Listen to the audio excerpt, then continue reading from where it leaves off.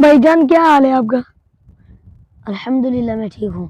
آپ سنائیں آپ کیسے ہیں؟ میں بھی اللہ کا شکر ہے، میں بھی بالکل ٹھیک ٹھاک ہوں. پڑھائی آج کل کیسی چل رہی ہے بھائی جان؟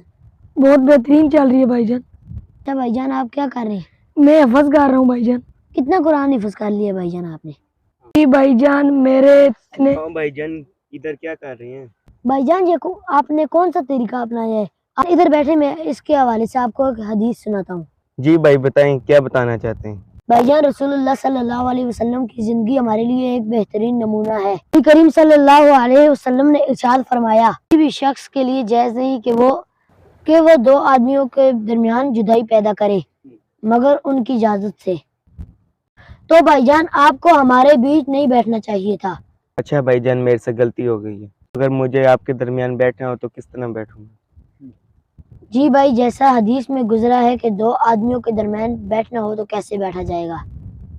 بھائی جان اگر دو بندوں کے درمیان میں تیسرے بندے کو بیٹھنا ہو تو ان کی اجازت سے بیٹھیں. تو لہذا دو آدمیوں کے بیچ میں نہیں بیٹھنا چاہیے.